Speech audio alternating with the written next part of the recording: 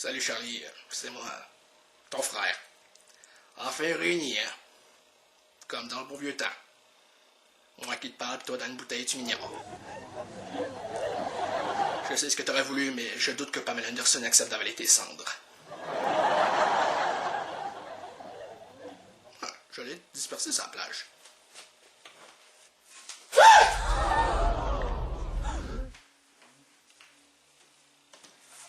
Je le nettoie pas, ça.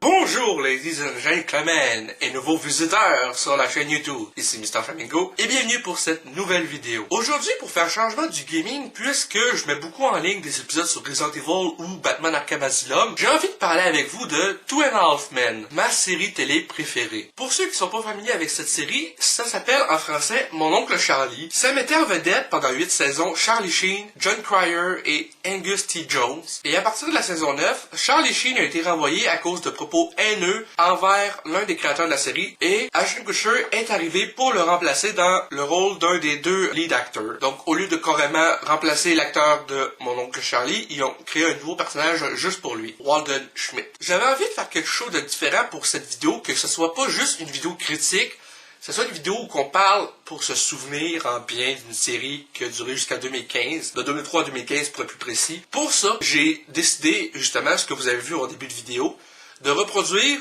une scène à ma façon de la saison 9, l'épisode 1 de la saison 9, où que on a introduit Walden Schmidt dans la série. Bon, c'est pas aussi bien fait que j'aurais aimé parce que déjà que je jouais Alan, donc c'était difficile d'avoir quelqu'un pour faire Walden dans la scène où que je renverse les cendres. J'ai décidé de mettre une silhouette format PNG au montage, de noircir un peu le fond. Puis j'ai pas filmé sur la porte patio parce qu'il mouillait pas, puis j'ai décidé de faire ça un peu différent. Mais j'espère que le début de la vidéo vous a plu et j'espère que vous apprécierez cette idée. La série a commencé, comme je disais, en 2003. C'est une série que j'ai découvert assez tard. J'ai pas commencé à l'écouter directement en 2003 quand ça a commencé. J'ai commencé à écouter la série en 2009, je pense, quand j'ai trouvé la saison 1 à vendre dans un Walmart. Donc je l'ai acheté, je savais pas partout de quoi m'attendre. Et malheureusement, au Québec, en tout cas en Amérique du Nord, ce n'est pas disponible avec un doublage français. Donc c'est en anglais sous-titré en français. Et c'est un peu grâce à cette série que j'ai été capable de me familiariser avec l'anglais. Tu sais, je lis les sous-titres en français tout en écoutant l'anglais et ça s'est comme mélangé dans ma tête. Et maintenant, c'est pas mal grâce à cette série-là que j'ai commencé vraiment à être plus familier avec l'anglais. L'idée de cette série, je la trouve vraiment intéressante parce que c'est relativement ces deux frères. Un qui est riche, un qui est plus pauvre, qui est chiropracteur. Le riche, joué par Charlie Sheen, qui est Charlie Harper dans la série, est un musicien, si je peux dire. Il crée des jingles pour les publicités. C'est un alcoolique. Et Alan, son frère cadet, qui est joué par Jon Cryer, qui est pourtant quelques mois plus vieux que Charlie Sheen dans la vraie vie. Et il est chiropracteur, il a un fils de 10 ans. Sa femme et lui divorcent. Donc, et ce qui est intéressant dans cette série-là, c'est non seulement la relation entre les deux frères, mais aussi de voir l'enfant, Angus T. Jones, grandir de 2003 à, je pense, la saison 10, qui était en 2012, parce qu'après la saison 10, l'acteur quitte la série et il revient seulement pour le dernier épisode de la série en 2015 pour l'épisode Of Course He's Dead, un épisode spécial de 40 minutes. Cette série m'a vraiment marqué parce que, comme je disais, c'est la relation entre les deux frères et voir un acteur enfant grandir tout au long d'une série, parce qu'au début de la série en 2003, il avait 10 ans et après ça, à la fin de la série ou jusqu'à ses dernières apparitions dans la série en tant qu'acteur régulier, il était rendu à 18, 19, 20 ans, puis il était dans l'armée depuis la fin de la saison 9. Et c'est drôle parce que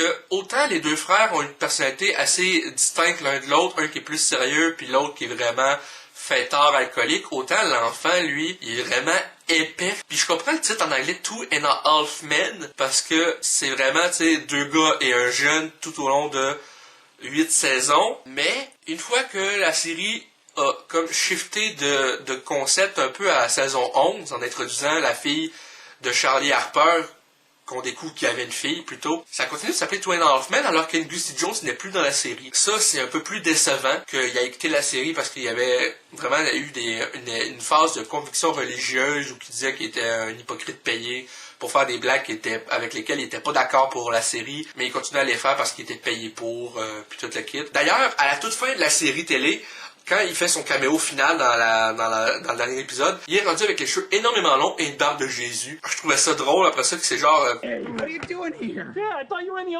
army. Come on, look at me. Do I look like someone who's in the army? Not on our side. Et pour moi, la série, malgré le fait que ça a pris un tournant radical avec le départ de Charlie Sheen pour la saison 9, je dirais que la saison 9 reste ma préférée de la série parce que j'aime le personnage de Walden Schmidt qui est, veut pas, un milliardaire. Il évolue aussi dans une phase de divorce, fait qu'il y a comme un truc en parallèle avec Alan qui lui a été divorcé 2 fois rendu à la saison 9. Et Ashton Kutcher était tellement bon dans ce rôle-là. Mais ce qui est décevant pour moi, c'est à partir de la saison 11. Je dirais que la saison 10 aurait dû être la dernière de la série selon moi. Même si saison 11 et 12 m'ont fait vraiment, mais vraiment rire aussi. C'est seulement que là, ça perd un peu le charme. Vu que là, c'est plus vraiment Two and a Half Men, c'est Two and a Half lesbienne. Parce que la fille de Charlie Sheen est lesbienne dans la série. Et ce qui m'a déçu un peu ces saisons-là, c'est le fait que l'intro était tout le temps la raccourcie comme en début de vidéo, comme les souvenirs de Mr. Flamingo que j'ai fait.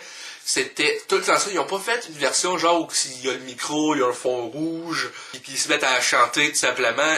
J'aurais aimé ça voir. Cette intro-là avec une fille dans le milieu à la place d'Angus T. Jones ou d'Ashton Kutcher, ça aurait vraiment été drôle selon moi. Donc c'est tout pour cette vidéo souvenirs et discussion de Two and a Half Men. J'espère que ça vous a plu. Si c'est le cas, n'hésitez pas à me dire dans les commentaires à laisser un petit like, ça fait toujours plaisir, et un abonnement à ma chaîne pour de nouvelles vidéos chaque semaine. Sur ce, c'était Mr. Flamingo et je vous dis à bientôt.